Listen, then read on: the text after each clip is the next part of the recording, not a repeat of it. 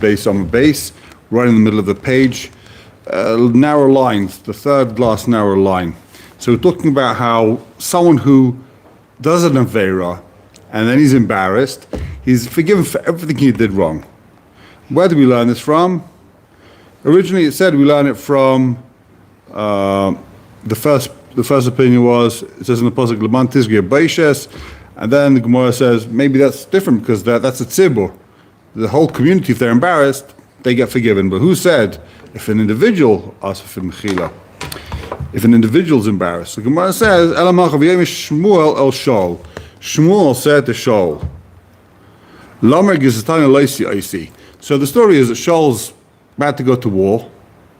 He doesn't know what to do. He's being attacked. And so what did he do? He went to the Oiv and he brought down the soul, the spirit of his mentor, Shmuel Hanavi. And he asked him, what's going to happen? So Shmuel said to him, so Shmuel said to Shaul, Shmuel the prophet said to Shaul, the king, why'd you bring me up from the dead? What's going on over here? Shaul, obviously you're not allowed to bring the dead up, but Shaul said, I'm having a hard time. I'm very bothered. I'm very suffering tremendously. The Philistines are fighting me. Hashem and Hashem is not answering me. He's not responding to my request. Gam biyad Nevi'im. I asked the Nevi'im, they're not helping me. Gam b'chalaymus. Also in my dreams, I'm getting no dreams. I called you up. I made the phone call to Olam Ha'emes, the world of truth, to find out what to do. I'm asking you, my Rebbe, Shmuel Hanavi, what should I do? First wide line is based on a base. So, Ve'ilu Urim v'Tumim lo kamar. Shmuel didn't ask for Urim v'Tumim. He didn't say, and I checked with Urim v'Tumim. The obvious thing that he should say is, so you don't know what to do, ask for Urim v'Tumim. Urim v'Tumim is made for the king to ask what to do. That's what Urim v'Tumim is there for.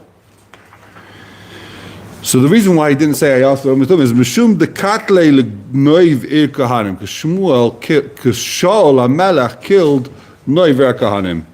Because they helped David, he was running from him, so he came in, he killed them all. But the fact that, so the Gemara is bringing, the fact that he didn't say, he mentioned, he even asked Urim v'Tumim, is because he was embarrassed that he did this and he killed the whole Neivir Kahanim. He was embarrassed, so therefore, that's why the Gemara is saying he was forgiven. Because of this busha. That when he was talking to his mentor, Shmuel Hanavi, he didn't mention Neiv. So how do we know he was forgiven? Where did it say he was forgiven? How do we know that Shaul HaMelech was forgiven? Shenema, it says in the pasuk, Vayem Shmuel Shaul, Machar ata ubanecha imi. Tomorrow you and your kids are with me. Meaning, in Gan Eden. Don't worry, you'll be with me tomorrow in Gan Eden. You're going to die and you'll be with me in heaven. So if he was going to be in heaven, that means he's forgiven for wiping out the whole Ir Kahanim, the whole of Naiv. That's one opinion. You will be in my mechitza in Shemaim. You'll be with me in my little room in Shemaim, in my palace in Shemaim, whatever it means. Rabbanon, they don't like that. Rabbanon, they have a different pasuk. V'hakanam l'Hashem begiva Shaul b'chir Hashem.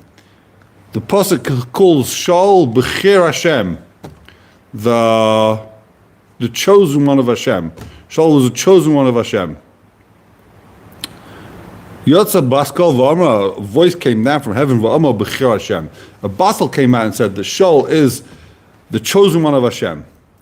The question everyone asks is, why the Rabbanan not like the first Joshua? The first Joshua says, Imi b'chitzasi, tomorrow you're with me in my mechitza. What's wrong with that? Why did he have to learn from a separate pasuk that he's b'chir Hashem? So what they say is like this: Shaul was a shochaita. Shaul sinned. He killed Ir Kahanim. No question about that. Grave avera. The question is was he forgiven or not? Now, if he's forgiven, it's tolin machlokes. Is b'makom shebal tshuva oibim ein bal tzadikim g'moedim? Isn't Shemaim with bal tshuva higher than a tzaddik? Or another shita is he's lower than a tzaddik gomer. But no one holds he's going to be the same thing as a tzaddik gomer. Either you're bal tshuva, you rise above the tzaddik, and Shaul should be more in Gan Eden than Shmuel and Avi. Or the other opinion is, machlokes in the gemorah, he should be less than Tzadik Gomer. I think we hold that Baal Tshuva is higher than the Tzadik Gomer. So what does it mean? He can't be Imir because he was definitely chayta. He definitely sinned. And now he's repented and he's forgiven. So one of the two. It can't be the same thing. That's why he has to learn from a different pasuk. He's Bechir Hashem. He's chosen from God. So if the Bechir Hashem, obviously he's forgiven for his aveirus. Shkoyach, thank you. You want? Amar Avavo ban Zutarsi, interesting name. Amar Yehuda Bazvida, in the name of Yehuda Bazvida. Big Shavkvok Pashas Balak B'Kriyashma. This is a fascinating thing. Chazal wanted to say Pashas Balak in Kriyashma. We're learning here about Kriyashma, what you say in Kriyashma. They wanted to say the whole Pasha Balak. Long thing, I think it's one of the longest Pashas in the book. They wanted to say Pashas Balak. Why didn't they include Pashas Balak? Mishum Teich Tzibur. The only reason why we don't say Pashas Balak is because it's inconvenience. I think that's the proper word to say Teich Tzibur. It's inconvenience for everyone. It's too long. You see how Chazal will makbid not to make things inconvenient, not to drag things out. Why Pashas Balak? Oh, good question. So you're asking the Gemara's kasha. My timer, why should you say Pashas Balak? Hashem took us out of Mitzrayim. Those two Pashas also talk about Yeshivs Mitzrayim. Just go to the Mefursha portion that where it's Mitzrayim. What is that? Shalach, whatever. There's other parshas, right? There's other parshas. Maybe this is that you're going to say the whole of Shmos Ve'er Bay B'Shalach is too long. So mention it. Zeichel Shazayim. And Yisham Lokecha Yitziach Meretz Shazayim. I took you out of Mitzrayim. You say one word and you're done. Elam Rav Yasi. So Barabin. That's not why we should say Parshas Balak. There's a whole different reason going on over here. B'shub Desif B'Haikra Kara Shochav Ka'ari. The Am Yisrael went to sleep, went to bed, Shochav like a lion. They go to sleep like a lion. Uchalovi mi yikamenu. But they get up in the morning like a lavi, a baby lion. And the Mefarshim explained that older lions get up slowly, but a lavi, I think that was the name of our last war, according to Bibi. He called it, Am Kalavi, I don't know, something like that. A baby lion gets up quickly, fast. So why should you say this? Because of this one posuk, we should say the whole Pashas Balak? What's going on over here? This makes no sense. So take a look in Rashi. Rashi says, Kara Shachav. Rashi says, about 4 lines further up in the Rashi, it's talking about going to sleep, it's talking about getting up. It sounds good. When you get up in the morning, say this. When you go to sleep at night, say that. It's all good. And the pasuk's telling me that what? Hashem protects Klal Yisrael b'shachveinu v'kumeinu. When we go to sleep, when we get up. We sleep like lions. The lion sleeps, he ain't scared of anyone. The lion goes to sleep, he's protected. So the whole reason why we would say this is to bring out in us the fact that we're protected by Hashem. You're surrounded by enemies, but guess what? You can sleep like a lion. You've got Hashem protecting you. It's a pasuk of bitachon. It's not about saying Kriya Shema in the morning. The pasuk is a pasuk of bitachon. And that's why he wanted to be kaveh this pasuk every single day. The Gemara says, V'lei mahai pasuk of the sulai. So just say this one pasuk. It's too long. You don't say the whole thing of Balak. It's too much of a inconvenience. It's 90 psukim or something like that. Just say Hai Psuk of a Sulai. You say one pasuk, and you're done. V'sulai Gemir Kol Pasha the Piska Moshe Rabbana Psika. We learned. There's a Kabbalah. Gemiri Kol Pasha the Piska Moshe Rabbeinu Paskinon. We can only stop reading the Torah where Moshe stopped reading. You can't start chopping up psukim because it's convenient for you because you bring out a point. You can't chop up a chapter where Moshe Rabbeinu didn't chop up. Very important you say that, not to take stuff out of context, even though it's a tremendous thing to learn, it's possible to say this, but to say it on a regular basis, the Mefarshim explained, the problem is, saying it on a regular basis. If you say it once off, say a pasuk, you're learning gemorah, you say it once, that's fine. But to say every day a pasuk out of context, that's a problem. You've got to say the whole thing. The importance of context, not start chopping up things. Interesting stuff. What some of Farshim say is that it's not a problem if it's a tefillah you're allowed to say. All the Farshim ask, what do you mean? There's tons of psukim that we say. We don't say the whole thing. You say one pasuk here, or Hashem Yilech Le'Aved. You say psukim here and there, where you're not saying the whole thing. So first of all, some of Farshim are saying it's only an issue with psukim in the Chumash, Moshe, or Nevi'im maybe even some say. But Ksuvim, other psukim, there's no such a problem. You're allowed to chop up the psukim. Another thing they say is, it's totally how you're doing it. If it's a tefillah, you're saying a tefillah, you're praying to Hashem, you say a pasuk, that's not a problem. But if you're doing it as a limud, you're saying Kriya Shema, it's like you're learning this part of the Torah, so that you're not allowed to do. You can't say one pasuk, because if you're learning it, learn the whole thing. Don't take one pasuk out of it. Makes sense. Says the Gemara, Parshas Tzitzis b'pnei makavot. So it turns out we see from here that the Parsha Tzitzis, the third Parsha, is Darabanan. We're saying this pasuk is Darabanan l'chayra. It's a big machlekes. The first Parsha l'chayra is Darais. The second Parsha is machlekes. The Gemara seems to take on that the third Parsha is Darabanan. So we b'pnei makavot. Why did Chazal say you should say Parsha Tzitzis? Parsha Tzitzis has 5 things. Mitzvah Tzitzis talks about wearing tzitzis. Yitzis Mitzrayim, oil mitzvahs, accepting on yourself the yoke of doing the mitzvahs, v'das minim, and not to have bad philosophical ideas about the world. Hiru Avera, thinking about doing Averas, the Hiru Aveda Zara, and thinking about idol worship. You'll notice that's 6, that's why I'm doing my fingers. So why does Gemara say it's 5? It's 6 things. So some say it means 5 more than Parshas Bilam. Yitzis Mitzrayim has 6, Tzitzis has 6 things, but it's 5 more than Bilam, which is just Yitzis Mitzrayim. Others say no. They want to put together Hirur Minim and Hirur Avera, bad thoughts, whether it's thoughts about Veda Zara, idol worship, whether it's thoughts about doing certain Averas with people. That's all about having clean thoughts. That's why it's all together. So, good question. There's a couple of answers over here. Bishlema, says the Gemara. Bishlema hani klas mefarshim. These 3 things we've explained. Al mitzvahs techsev, Arisa Maisai. Where did it say you have to keep all the mitzvahs? It says Arisa Maisai, uzachatem is kol mitzvahs Hashem. You should remember all the mitzvahs. Tzitzis techsev, v'asu lehem tzitzis. Where did it say tzitzis? That's the obvious one. V'asu lehem tzitzis. Make tzitzis. Yitzis Mitzrayim techsev, asher tzisi. Where do you remember coming out of Egypt? We say, you took us out of Egypt.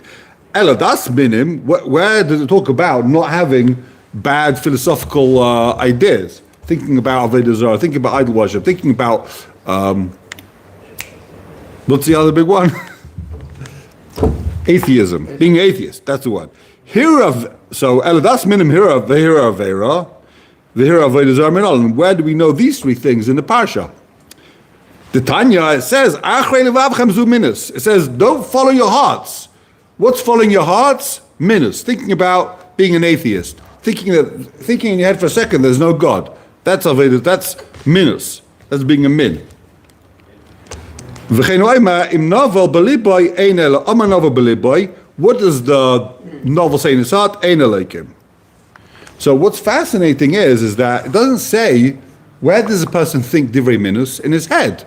You don't think divrei minus in your heart. The philosophy, the thoughts of a person is in his brain. It doesn't say achrei roishchem, achrei. It says achrei your heart. So the Mefarshim explain is the famous aside is that a person doesn't believe, he doesn't become an atheist or believe in idol worship because that's what his brain tells him. It's not like he did the intellectual analysis and then he comes to that conclusion. However much the atheists sound like it's coming from the intellect, it's really coming from the heart. The heart is, I don't want to serve Hashem. I don't want to keep the Torah mitzvahs. Then, how can I get out of it? I know, Darwin. Great idea, right? But that's all just an excuse. The thought comes afterwards. That's what they say. So, and that's what it says in the pasuk. Achrei levavchem. You're following your heart. You're using your brains, but you're following your heart. Here avodah zara. Sorry, here avera. Here avera. Here avodah zminala. And the Tanya. Achrei levavchem zu minus. Okay, achrei neichem. What does it mean? Don't follow your eyes. Don't follow your eyes. Zu here avera. When a person generally wants to do an avera with a woman, it's because he's followed his eyes. He saw something. That's following your eyes. When Shimshon, the big tzaddik, wanted to take this woman, he said, she's good in my eyes. She's straight in my eyes. He didn't say, Ki yashar belivi, or in my heart. He saw her and he liked her. That's what's going on. So, atem zaynim zehir avodah zara. What does it mean here avodah zara? A person thinks about avodah zara, that's called znus. Ashadam zaynim. It's like you're cheating on God. When a person thinks about serving avodah zara, when you think about serving a certain man, or serving anyone else, that's idolatry. It's like you're married to Hashem. How can you serve someone else? How can you worship someone else? And it doesn't say they follow the Baal. It says they adulterated with the Baalim. Baal was avodah zara of the day, and they were idolatries with they were idolatrizing with the Baal. Is this word in the Parshat Tzitzis? Yeah, so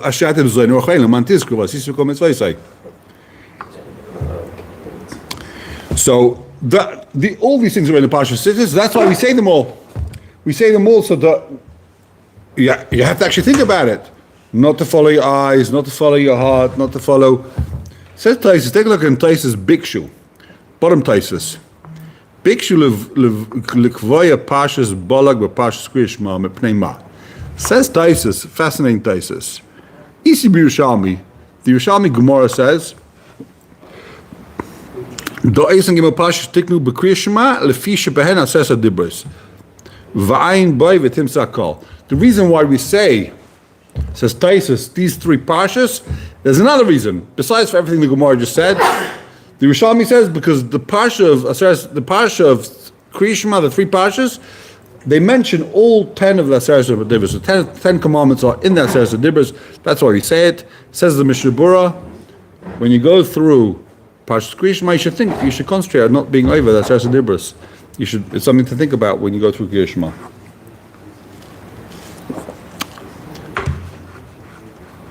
Okay, let's take a look at the Mishnah here. New Mishnah. Maskirin sis Mitzrayim beleilas. At night time, we should remember that we came out of Egypt. Now, as we know, you have to remember Yisis Mitzrayim in the day, right? You say Parshas Tzitzis in the day, you remember Yisis Mitzrayim in the day. We just had that in the Gemorah. Amar Reb Elazar ben Azariah. Reb Elazar ben Azariah says, at night you say Mitzvahs Kriya Shema. You say the last Parsha of Tzitzis. You remember we came out of Egypt. This is maybe the most famous Mishnah. Everyone knows from Lal Seder. Every Jew probably knows this Mishnah. Hariyani keben shivim shana. I'm 70 years old. It's like I'm 70 years old. V'loi zachisi, and I didn't merit that I would be accepted. It wasn't merited that to me that my opinion would be accepted. Shetomi says b'zayin beleilos. Ad shadasha ben zayma.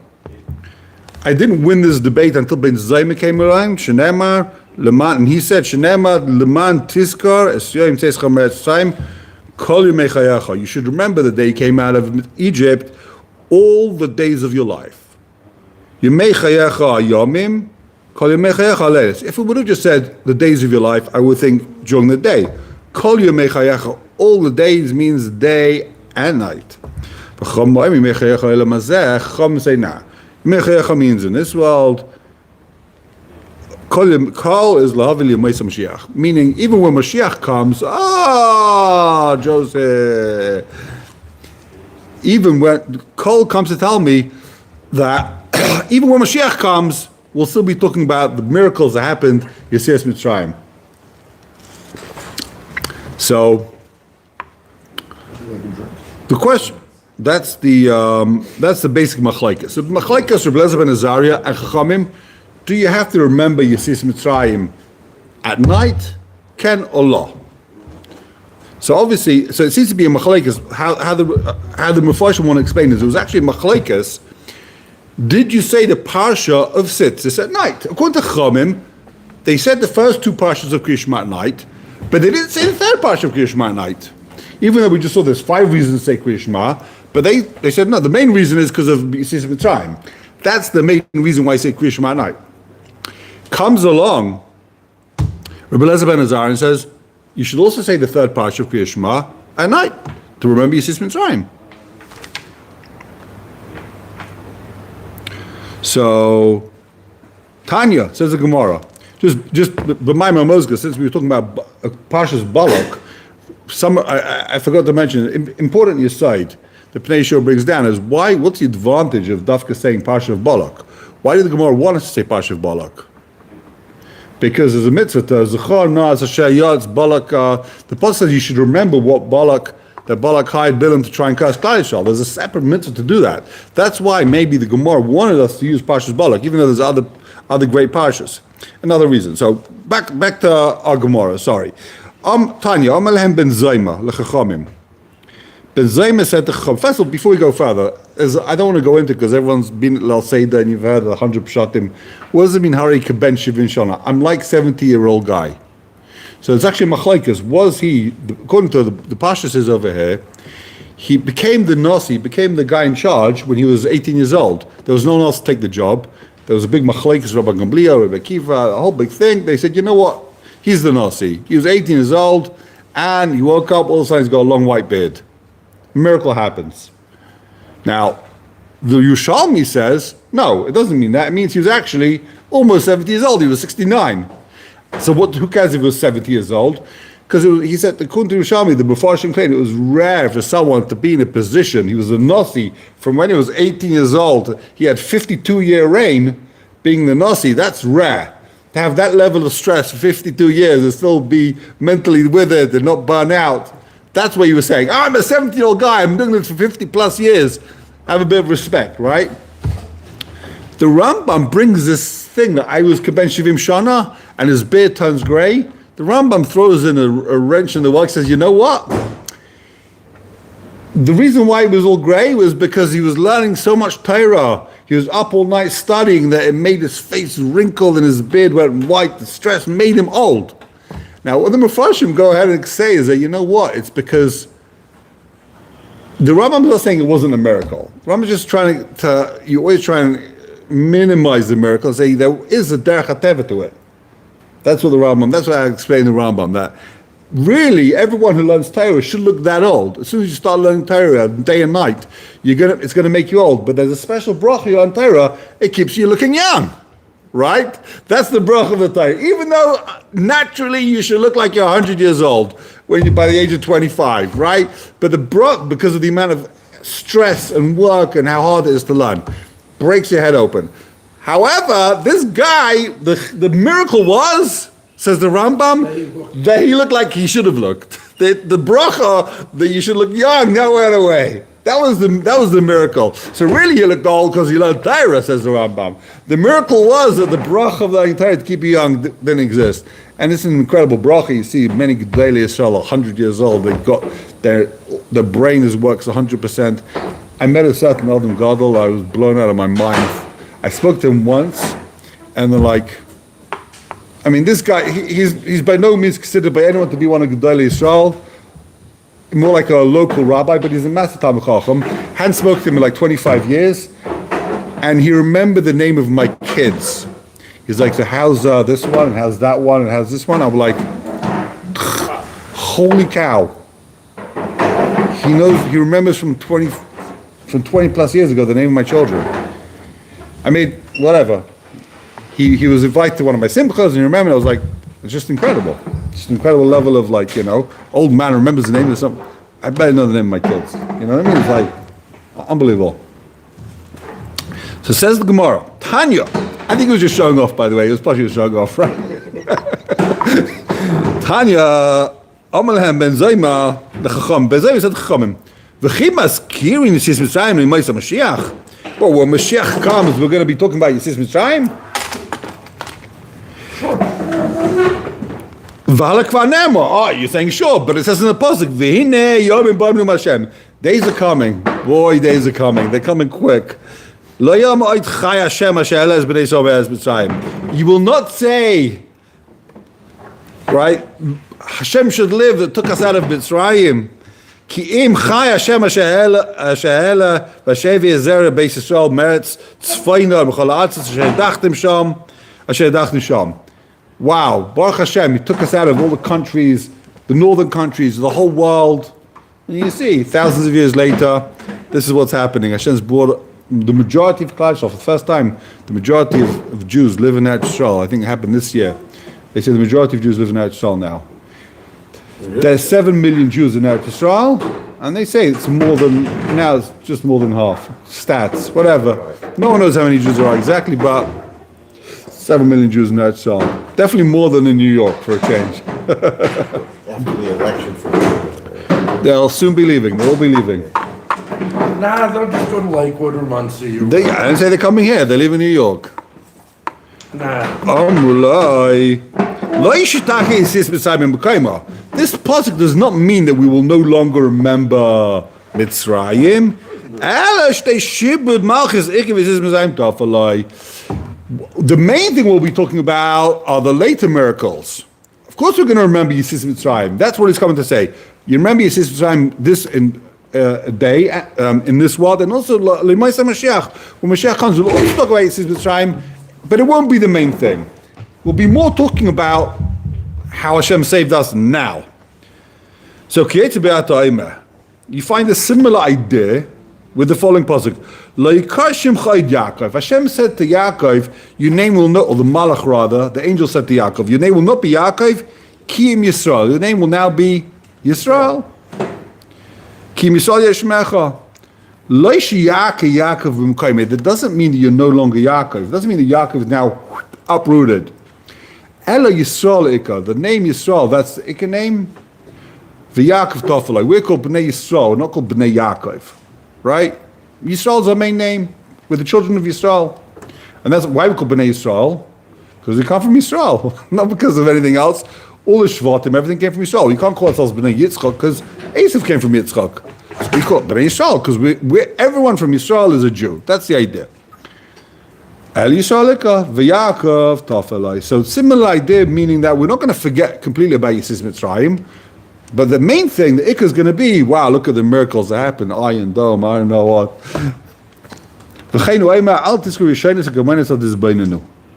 is another pasuk. Don't remember the first ones. Don't think about the original ones. Don't think about the Rishonim that's talking about Shibud Malchus, how we were weighed upon by all the kings. And don't think too much about the Kadmonius, that's Yitzis Mitzrayim. I'm going to make a new thing for you. It's going to sprout from the ground. What is this Ata Titzmach? That's the war that's going to happen.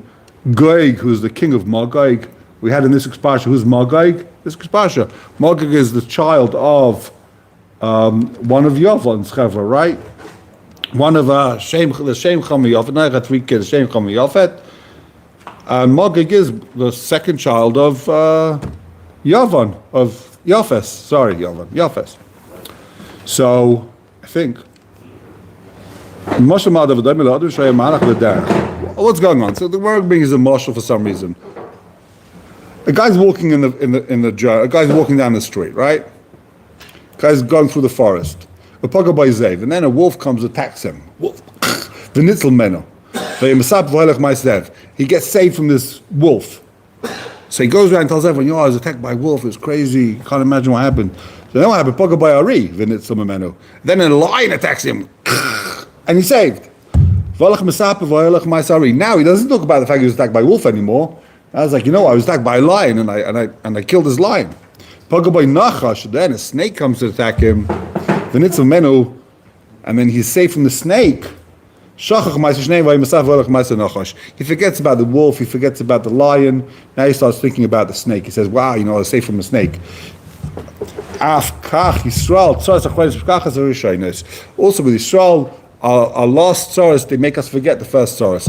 Interestingly, I didn't see this anywhere, but you think about it, it says there's the wolf, there's the lion, and there's a snake. I think the lion is like Rome, the wolf is Persia, but what's a snake? The snake, in a way, it's a much worse. The snake is much more dangerous than the lion. Sneaks up behind you, you don't see it.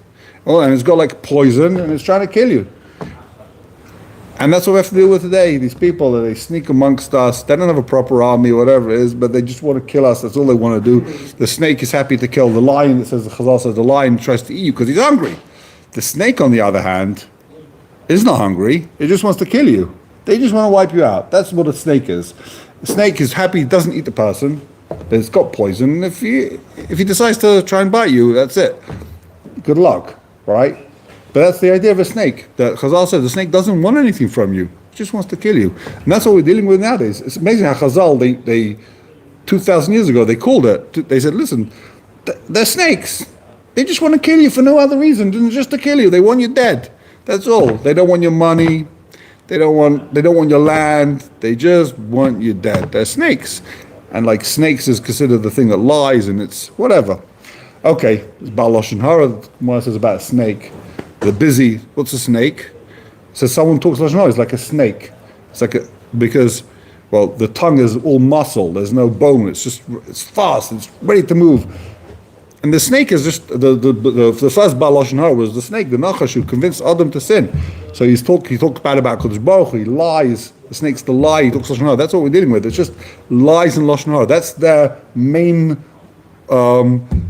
mode of operation, modus operandi, how do you say it? That's what they do. It's just liars and talk badly about Am Yisrael, make up stories. That's what we're dealing with. A bunch of snakes. Called 2,000 years ago. You saw it first here.